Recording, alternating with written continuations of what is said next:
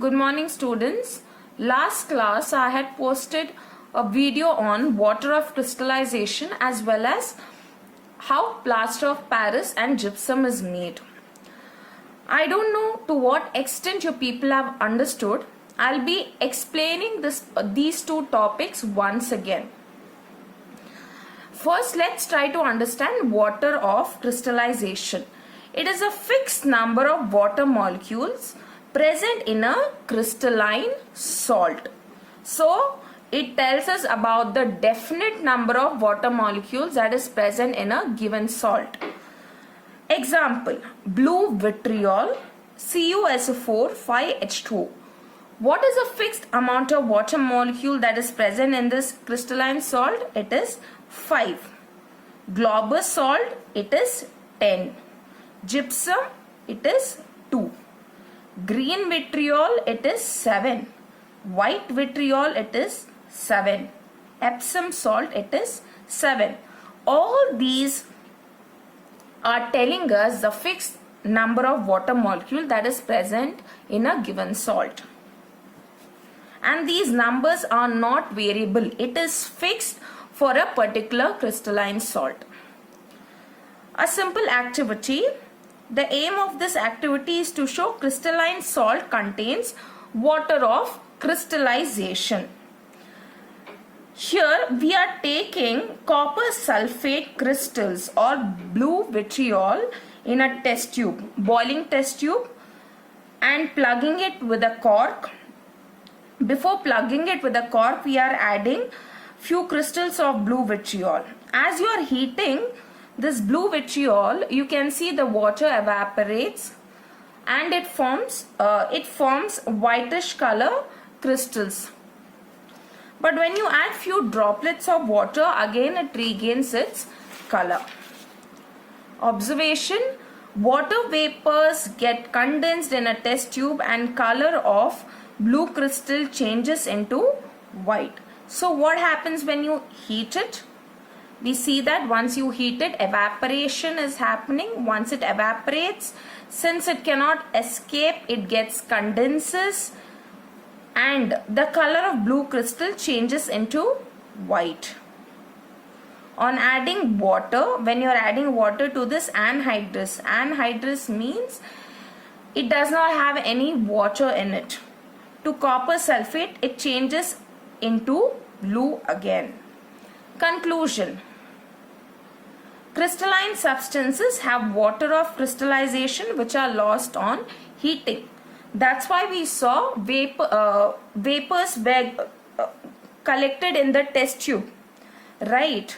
That means there is a loss of water molecules. Once again you added water to the white crystals, slowly it changed into blue. So this tells you crystalline substances have this particular water of crystallization. Plaster of Paris. Now formula of gypsum is CaSO4 2H2O.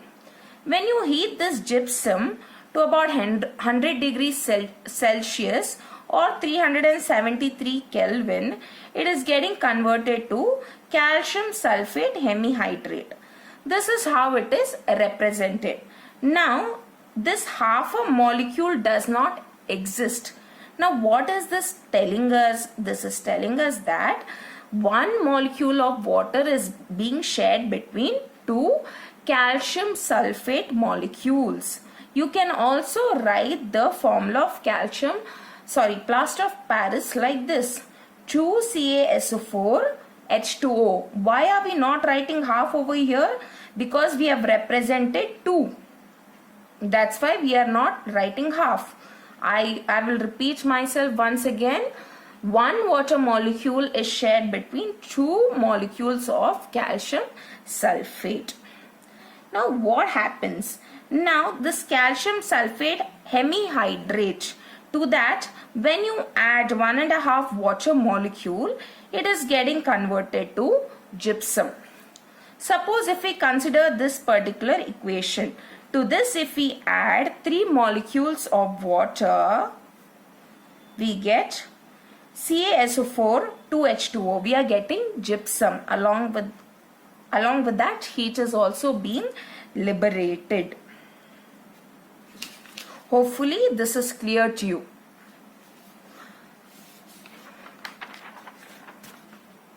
We will move on to the next chapter, that is our environment.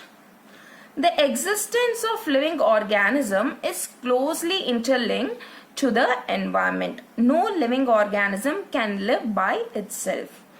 Now when I say living organism, it includes both your plants as well as your animals.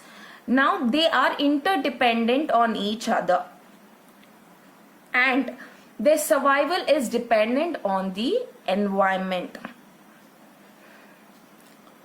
Though in the long history of the earth, humans are recent arrivals, nevertheless, human influences are very great indeed. Human beings have cut down forests for growing crops, building towns, cities, canals, and roads, constructed dams on rivers, undertaken excessive mining activities to obtain minerals, changed the landscape by digging lakes and canals. Though when you look at the evolution process, we know unicellular organisms arrived, and from unicellular, multicellular organisms were formed. And human beings are considered as a recent arrival when you look at the multicellular organism. Though they are the recent arrivals, but they have a large influence on the environment. And we looked at few of the examples how they have influenced the environment. No doubt all these activities have made human life easy and comfortable, but in the process he has altered his environment and often recklessly damaged it. Yes, all these activities are undertaken to make human life comfortable and easy. But what has happened during the process? We are destroying the environment. What happens when we add our waste to the environment? Now the waste can be categorized into biodegradable substances and non-biodegradable substances. Substances that are broken down by biological process. It simply means by the action of the enzymes. Here it is not broken down by biological processes. Enzymes are specific in their action. A particular enzyme will act on a particular substance. It cannot act on each and every substance. For example, amylase will act on starch, and it cannot act on protein nor fats. So amylase is fixed to starch. So it is specific. Specific enzymes are needed for the breakdown of a particular substance. Because of this, many human-made materials like plastics will not be broken down by the action of bacteria or other saprophytes. Since the enzymes are very specific, that's why the man-made things cannot be broken down by the action of enzymes.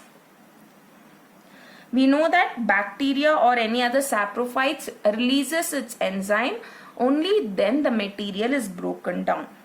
Now these materials will be acted upon by physical processes like heat and pressure, but under the ambient conditions found in our environment, these persist for a long time. Now what do I mean by this? Now for example, plastic. Now plastic cannot be acted upon by enzyme because we don't have any specific enzyme that is acting on the plastic. But it can be broken down by heat and pressure. But under normal environmental condition, these substances are not broken down. Ambient means favorable.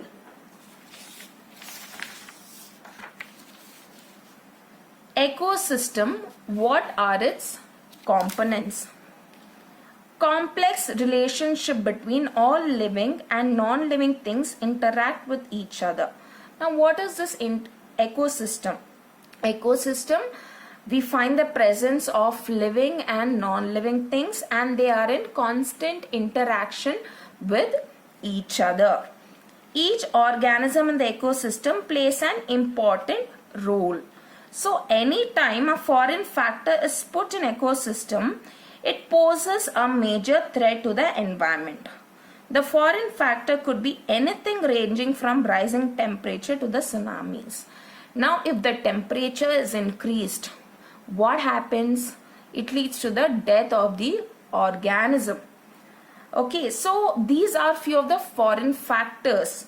It could be rising temperature, or it could be a tsunami, or it could be a drought, it could be a flood. These all act as a foreign factors.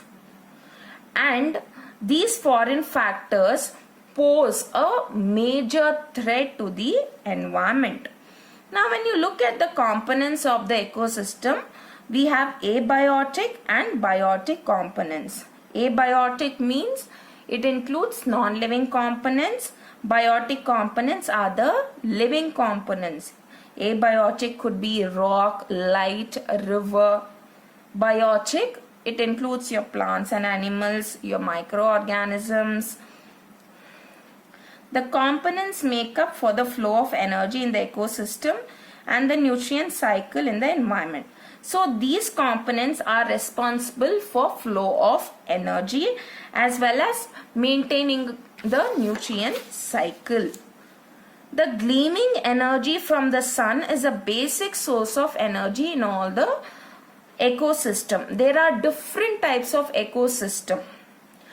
There is terrestrial ecosystem, aquatic ecosystem, and several other ecosystem.